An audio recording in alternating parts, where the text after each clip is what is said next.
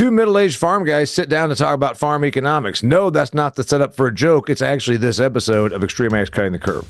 Welcome to XtremeAg's Cutting the Curve podcast, where real farmers share real insights and real results to help you improve your farming operation. And now, here's your host, Damian Mason.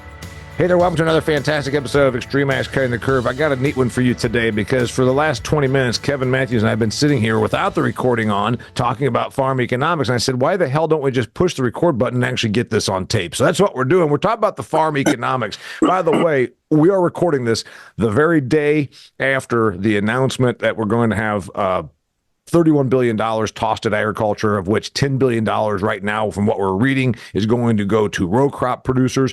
There's a lot of fuzziness still. It's a lot of gray area. So by the time you're hearing this, it'll probably be more fleshed out, and it should be more fleshed out. But right now, we're just talking about it. We're talking big picture here.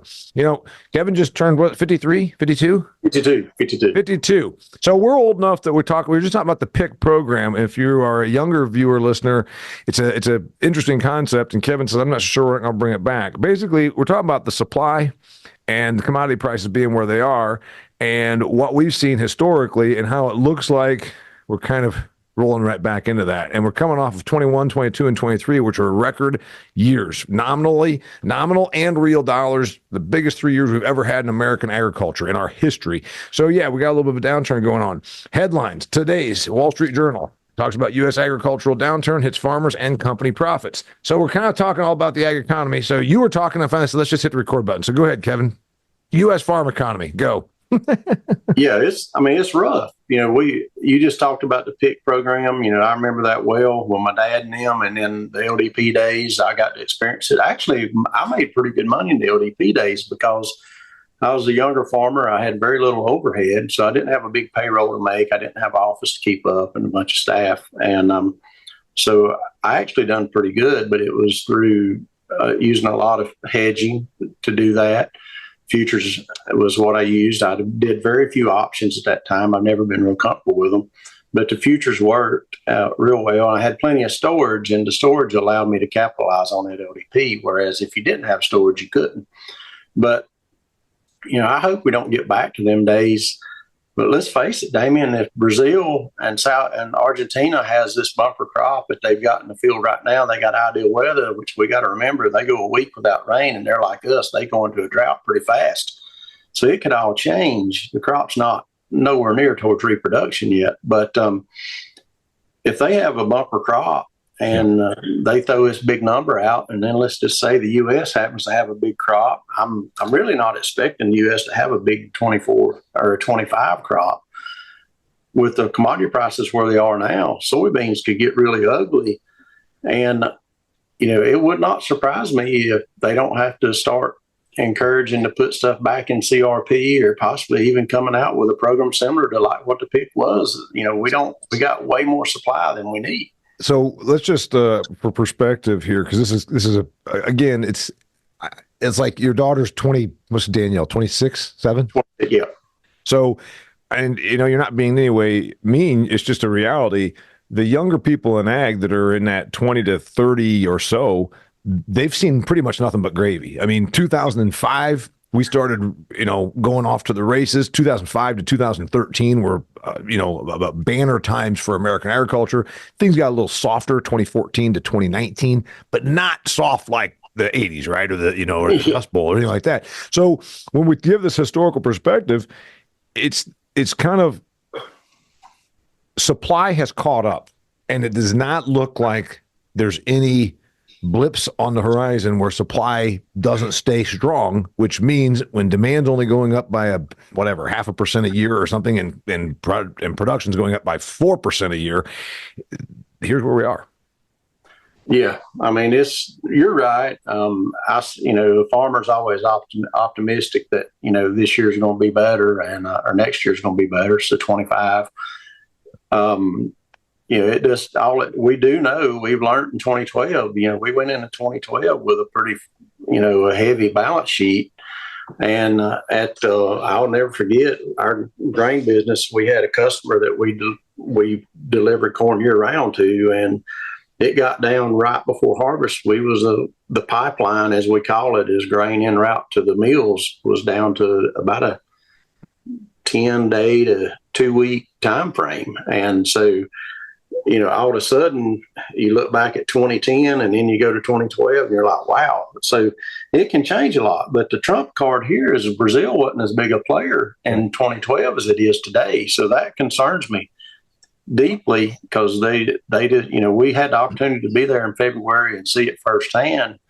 And we didn't even go to Mato Grosso, and Mato Grosso is just amazing what they're doing there. Right. But yeah, it's a serious deal. But the one thing you talk about, the gravy times. So let's think about what our kids have seen, and the 30-year-olds have seen. So in 2016, we bought we bought 3 new Class 8 combines, $385,000 a piece. Mm-hmm. All right. Last year, they priced me a Class 9 for over $800,000, and a Class 8 was going to be just under $800,000, about $780,000, brand new. So when you look at that price increase on equipment, to get back down to the profit levels where we were, I tell you what, it's scary to think about that. And I just can't see, right now, equipment manufacturers, equipment dealers, I know Case IH, they're throwing, if a piece of equipment's on the lot, a big tractor or something, they're knocking $40,000 off right there just to take it, so they're trying to move this equipment. But it's serious. I mean, these equipment prices, our cost, our seed corn, our seed beans, all of our cost is unbelievable. Now, fertilizer, though, Damian's not really it's not that far out of balance in what it's been in the last 20 years. It's higher, but in relations to the other stuff.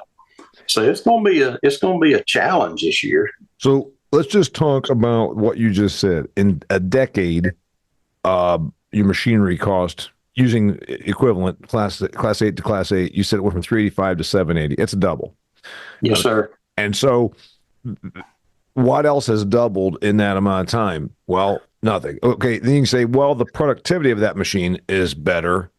Sure, there's no question. I'm sure it is. I mean, you can get more acres, more bushels per hour, all that. But is it double? Is it double better? No, it's not. No. We're not being mean to our companies that we work with. We obviously have companies we work with as business partners here that are in machinery business. We're not being mean. We're saying the doubling, and then we can say, okay, inflation, pretty much the basket of goods. And this is a hard one because the government keeps telling us that the inflation's under control. But, if you go to the grocery store, your grocery cart don't tell you that. I bought a truck a year ago. It literally was 50% more than it would have been just 5 years prior to that. So inflation is 40 to 50% of that, but where's the rest of it? If efficiency gains are a few percent of it, that's the tough part. And you just talked about a squeeze on the equipment. Your seed, your pretty much everything you touch is arguably up. And our labor's higher. I mean, we're having to pay our employees more now, and quite frankly, our employees aren't getting paid nowhere near what they deserve. If we could afford to pay them what they deserve, it would be a pretty awesome situation. But our profit margins are so narrow. Let's talk about this equipment deal a little bit on this production side, because this, I always look at how efficient something is and the productivity of it, and that equates profitability. But what I have learned since all this emissions issues and the electronic issues that we're facing, this advanced technology is amazing when it works. Yeah. But right now, reliability is where our profit's at. Because instead of having 2 machines to do a job, we're doing it with 1. So then the reliability of that 1 to create you profit is a much higher risk, because if it goes down, nothing's getting done. Mm-hmm. And so that's another aspect we got to look at. You just talked about cost on machinery. This article that's today's Wall Street profiles a North Dakota guy that's a farmer.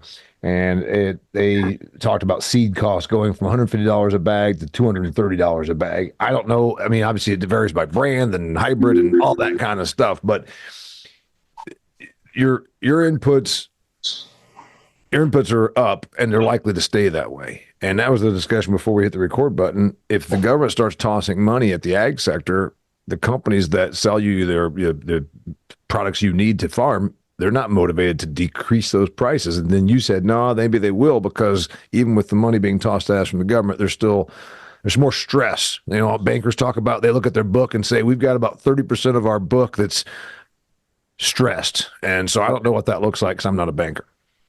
Well, you look at your ratios, whether it's debt to asset, cash flows. There's three key ratios there that they normally look at, and like farm credit system, they do a red, yellow, green. If you're green, life's good. If you're yellow, it ain't that bad. But if you ever get towards the lower side of yellow into the red, they're going to pump the brakes and put restrictions on your actions and what you do, which is understandable. But to the comment about our input companies, what I think we're going to see is even the guys in the Midwest that got a phenomenal yield, didn't have the drought and the hurricanes that we had here in the Carolinas this year that we had to face. Those guys didn't make no money. A lot of them lost $100 an acre. Yeah. So we're getting this payment, but it's not even 50% of what we lost. Yep. Now, me as a seed company, I'm sitting there looking at all my accounts receivable. A lot of this 0% financing that they do and different incentives to get you to buy theirs and payment in December, January timeframe. They're trying to collect that money right now, and it's hard. It's hard for a lot of growers, including ourselves, to get all them paid on time this year, and so they're looking at that. And I think they're going to be looking at this payment as, okay, maybe this is going to be the payment that makes me whole on my accounts receivable. If we can just get made whole and, do the same inventory or sales, I guess, numbers that we reached last year, we'll be happy. I just don't think that they're in a position that they can be, even with this extra bonus of money, I just don't see how they can be in a position to raise the prices right now. I could be wrong on that, but most of us has already negotiated next year's inputs, so I don't see them going up on it. I want to talk about the picture at the farm level, and then we'll talk about historic remedies and whether we're going to see that come into play. Before I do, I want to remind you about our friends at Nature's. Nature's is a business partner here of us at XtremeAg, and they have products that can help you. You know what? Things are tight. You got to make every dollar count. Why don't you consider using Nature's high-quality liquid fertilizer powered by Nature's Bio-K? You can target specific periods of influence throughout the growing season. So we talked about spoon feeding, putting the fertility on the plant right exactly when it needs it, when that plant can absorb it, so you're not just flinging out there and letting the fertilizer go to waste, or worse yet, go into the watershed, whatever. The point is, Nature's can help you do that. You can mitigate plant stress, you can enhance crop yield, you can boost your farm's ROI, which is more critical now than it's been in a long, long time. That's what we're talking about today. By the way, Nature's also wants you to go to Commodity Classic. If you're a member of XtremeAg, for $750 a year, you get access to guys like Kevin for direct answers to stuff you want to go a little deeper on. You get data at the end of the year from all the trials they're doing, and then you also get special offers like this year. You go to Commodity Classic for free. If you're a member of XtremeAg, you can go for $750 a year of membership. You get into Commodity Classic for free, and you get all that great information from us. So check it out. Go to XtremeAg.farm. All right. Historically, I've been asked about this a bit. Farm blips are not blips. Farm downturns, ag downturns, could be around for 5 years. You always talk about David Cole. God knows, he and I are buddies on the speaking circuit. He'll talk about ups and downs. He talks about super cycles. Kevin, this is not going to be over in 1 year. And so really you got to think about what's the remedy that you can do and what's the remedy you think the government's going to toss at it. I think the ones that you can do, well, first off, we're just talking about a payment's going to come our way, but there's still adjustments you got to make. Oh, absolutely. I mean, you talked about seed corn earlier. Do we really need that greatest, latest, newest trait that's going to cost us $60 a bag more to get? I'm really questioning some of that. We got to do that. Are we really capturing all of our opportunities? I was just sitting here going through, looking on accounts receivable, and just in the sustainability program alone for our farm, that's getting paid for doing things that we normally do, just our normal no-till practice and all that. Has nothing to do with USDA. This is just side money. Yeah. It's over 6 digits to our operation. Yeah. And you take that, and then the government has put, they have voted to spend us $10 billion to row crop farmers. Yeah.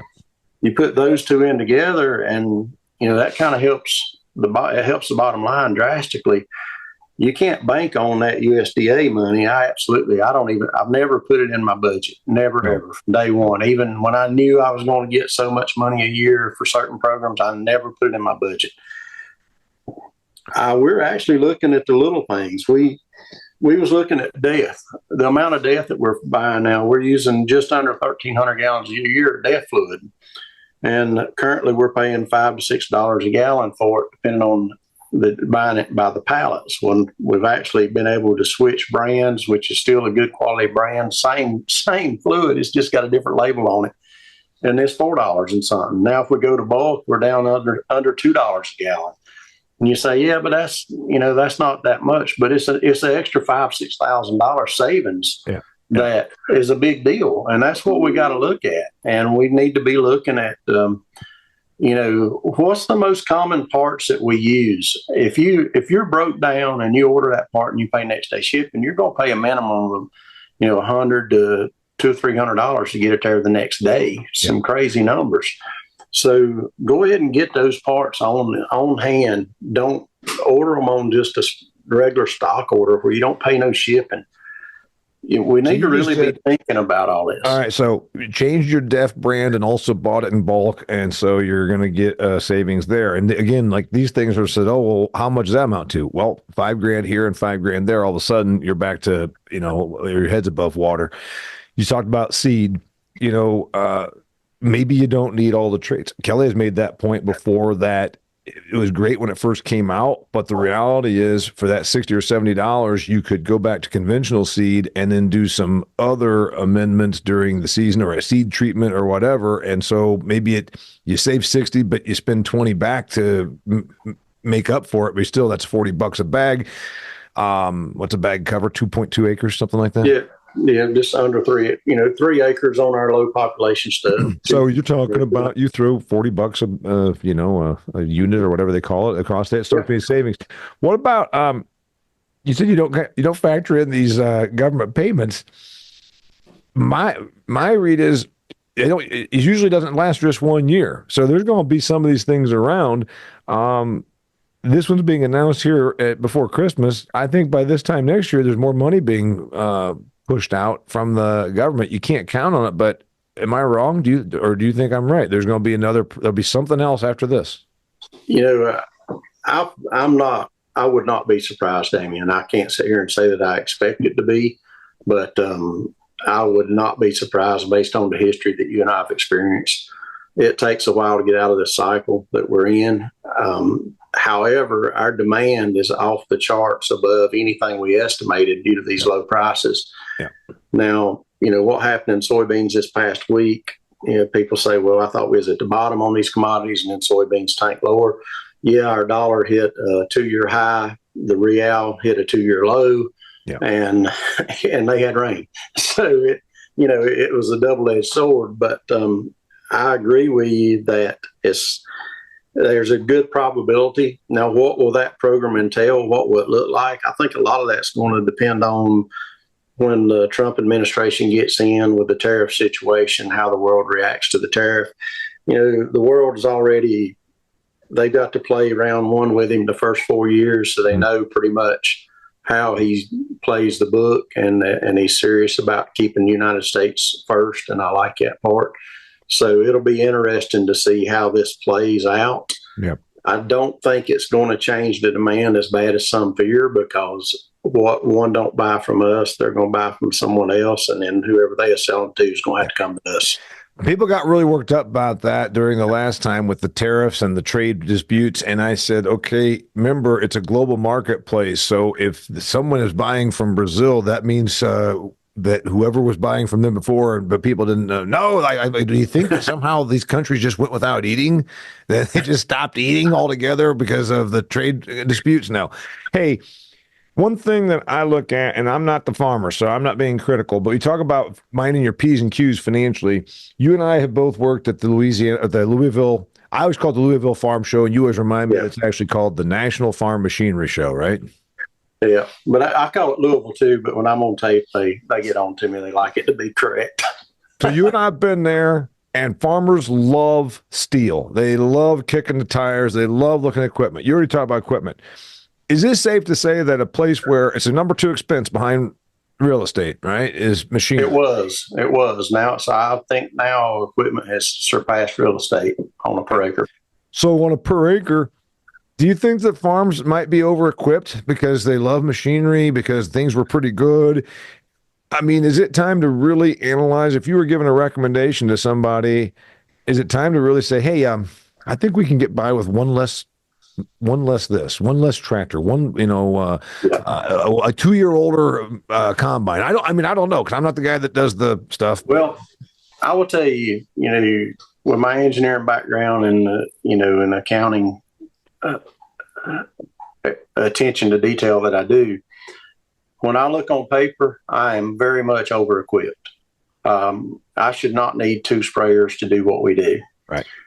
What I have ran into is the dependability of the equipment, and I don't care whose it is. I don't care whose brand it is. The equipment is not as reliable now as it was 15 years ago, and prior to the emission standards being enforced into it. Then, as we put more electronic components in, let's face it, guys, fertility and electricity don't go good well. They just don't go good together. You're going to get, the reliability of this equipment, the performance when it's running is amazing. It is amazing what it'll do. But the reliability right there is causing us we're being forced to have extra equipment there so that, face it, when it's harvest time, we got to go. When it's planting time, we got to go. Yep. We can't sit there for 2 weeks and try to figure out why this piece of equipment won't run. And it's not that the dealers and techs are not trying. They're trying as hard as they can, but some of this stuff can be some gremlins in there. It's really hard to find. So, if I'm Farm Credit looking at a farmer's balance sheet, I'm going to look at it and say, man, these times are tight. You don't need that equipment right now. But then come fall of the year and you find out that you had all this downtime and they couldn't get it up running, and you're like, well, maybe we should have bought a cheaper second piece of equipment as a backup for insurance policy.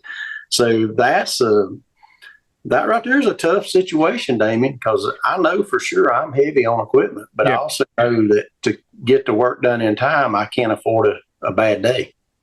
So where you talked about some inputs from seed, scaling down on that to buying your other stuff, you're not gonna scale back on machinery. You can't scale back on human capital. You already said that they probably deserve to be paid more. So where is there? And by the way, we're going to be covering this. I don't know when you're watching this. On our January 2nd webinar, we're talking about simple tips and tricks you can do to peel $20 off per acre you farm, whether it's in the inputs or just something around the the business. We're talking about how to scale back and pull some money out. Where else are you looking? We're looking at our fields that we're farming. We're looking at the soil types of land, and there's some fields that we farm that, in average commodity prices, we make money. And in today's commodity prices, we don't make money. So they're probably going to get set idle. We've got heavy wildlife issues. Every day is another farmer calls me and he's talking about the wildlife issues that we had this year with deer. And so, Damian, we're actually looking at historical data points on our operations center and just saying, hey, we'll pay rent on this field. We're going to pay rent on it, but we're not going to plant it. We're just going to sow grass on it and bush hog it, or maybe we can get somebody to mow it for hay and get a couple dollars off of it. But the problem is, there's 10 acres over here that's no good, but then that same landowner's got 100 acres of real good land. Yeah. So you can't just tell him, say, well, I'm going to take the good, I ain't going to take the bad. You end up taking all of it. But what actually makes me wonder, I've got 16 acres that are enrolled in the Conservation Reserve Program, and one of them's a 10-year, and then the tree planting is for 15 or something like this. I mean, I've got three different, a buffer strip for a drainage ditch is a different term. It almost makes you wonder if the U.S. Department of Agriculture, there's a lot of move for environmentalism, upping the CRP, but making it easier to enroll, but for shorter term. I mean, I think that, I'm with you. I'm not big on the government's going to save us and we should all, go out there and put our hand. But this is something that would meet the 10 acres that the deer are beating the hell out of that you deal with anyhow. What if you'd say, hey, we can just take it out and put it in this conservation. We're going to sow it to clover, which is good for the ground. The deer can eat that. More importantly, it idles those 10 acres and it's good for the environment. It does the whole, that would be a solution that I would love to see come out of USDA. And with our urban sprawl, I think that's something, an area that they need to look into, because we're getting so many houses put in, the wildlife's getting pushed to the cropland.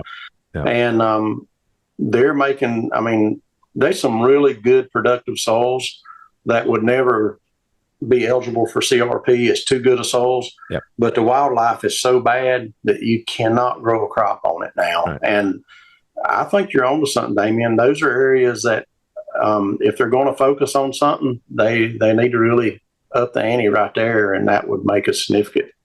Yeah, in other words, the enrollment, if you've ever done it, maybe who's listening to this, sometimes it has to meet criteria of highly erodible, or it has to be near a riparian waterway or something like that. So if we wanted to make a little dent in this, stifle supply just a little bit, and then also make some environmental, just make it a little easier to enroll some CRP ground. I'm trying to think of other solutions that, we've made the ethanol thing. That wasn't even a thing 20 years ago. 40% of your corn is going to ethanol. I think we've done about as much as we can there. The CRP is around 26 million acres, I think it is right now. So let's say you grabbed another 5 to 10 million, that would change things. Other than that, what else you got? I tell you, you're just going to have to really be mindful of all your P's and Q's. You're really going to have to pay attention. This is not going to be a year that you get to experiment with a lot of stuff and try to spend and see what's going to go on. I still encourage somebody to have 10, 20 acres to do some trials so you don't get left behind with the way this stuff changes so fast. That's another reason why they should tune into what we're doing, because we're doing the experimenting for them.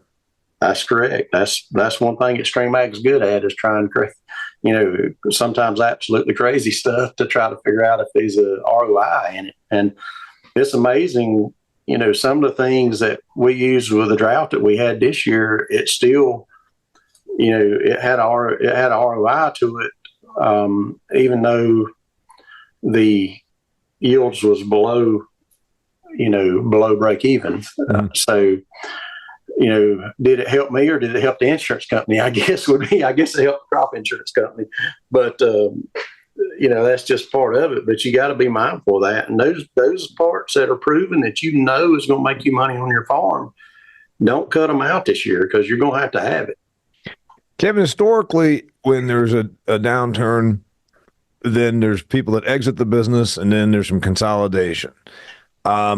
That certainly during that 2014 to 2020 timeframe kind of would have played well, but you were dealing with interest rates that were less than half of what they are now. I have pondered whether we will see less consolidation because of the margins being where they are, the negative, as you said. Even if you were in Illinois, you might, whatever, prairie soils, you might not. But also with 8% money, 7% money, I'm just wondering if the pace of consolidation slows, even though normally, historically, that's what's happened during downturns. I think what we're going to see is we've got so much less opportunity to consolidate because they've consolidated so heavily up to this point. Mm-hmm. So that's going to slow down, obviously, because there's not as many players out there. But it's going to be interesting to see how they do it. And one thing that concerns me is there's so much higher profitability in other aspects of the economy. It's going to be interesting how many of them pull out of the ag sector and go with the other sectors in the economy. I mean, from an investment standpoint, because when people keep saying, well, Damian, you're a farm person, aren't you concerned about non-ag money buying agricultural real estate? And I said, it's happened before. And then usually when returns start piling in somewhere else, they go somewhere else. So I think that we see a downturn here. A lot of money exits the spaces. I think was what you're saying. That's what I agree with. Yeah, I agree. So if you were looking at this as an opportunity to expand, that might be an option, but I'll be honest here, I don't think it's going to happen also, because if the government is throwing some money out there to keep a lot of people, at least break even, then they're not motivated to exit. Well, that's twofold. So unless they're old, if you're 80 years old, you'd say I'm done. Yeah. Well, I also see this as a huge opportunity for young farmers right now. They can go get some very low interest loans, beginning farmer loans at the FSA. Something I never took advantage of. I didn't know about them in time, honestly. But this is the time to buy and get in. If you're wanting to get in, it's a buyer's market right now, and cash is queen. So if you've got cash or the ability to get cash, and you want to expand your operation, this is the time to expand it, because it's only your balance sheet's only going to get better from here on out. Yeah. It's you're getting in at the bottom, and you don't want to get in at the top. You want to get in at the bottom. So there's going to be opportunity there, and then you take some of us older ones that has been fighting it, and some of us are going to say, hey, I'm only got 10 crops left or 12 crops left or something. I'm not willing to risk what I've gained right now. I'm just getting out. I'm going to take my money and run. So I think we're going to see some of that. And then sadly, we're going to see a larger number than we expect. Probably that is the bank's just going to tell them we're done. We don't want to do no more. One of our large operations here in North Carolina, I just seen where they've been taken over. The banks took over control of their operations. I read about one in Michigan where they're being put up for sale. So it's all, it's sporadic across the United States, but so it's going to be interesting, but it is actually a buyer's market. If you need equipment and you got the cash, you can make some really good deals right now. Right. The land prices has actually held really well, and I think that's because of the general economy outside of ag. Is those investors like to buy land, and so the inflation. Real estate agricultural real estate's always been a hedge against inflation, where it's gone up almost identical to what the inflation rate has been, and I think that's why it was there. Of course, if we see a decrease, if we see inflation get tamed, maybe some of that interest goes away. But yeah, you're right. That seems to be holding up. And you're saying it's the time for a young person. So is that your advice to your kids? You say now's the time. Go. Yeah. I mean, if they want to start out on their own, this is the time to get in. Actually, that's how I was able to get the growth I did, because I come in during the LDP days, and I mean, when you went in the bank and told them you wanted to farm in North Carolina and you didn't have to buy our livestock or driving nails or laying brick, they kind of laughed at you if you was going to, when you told them you wanted to use a row crop farmer. So we really had to prove ourselves, but it didn't take much money to get in then. It takes a lot more money to get in now, but you don't have to have the newest and latest and greatest equipment. You can buy older stuff and get in and do quite well. I like it. All right. Closing thought. Two middle-aged farm guys talking about the farm economy. Like I said, we're going to hear more. By the time you're listening to this, there's going to be more news on this front. Like I said, we were literally recording this the day after this whole announcement about, and the bill was signed into law. We're talking about the Farm Act, which is another thing. And we're talking about a revision of the Farm Bill. All this is going to evolve. But right now, what we're talking about. So final thought. Farm economy. Be positive.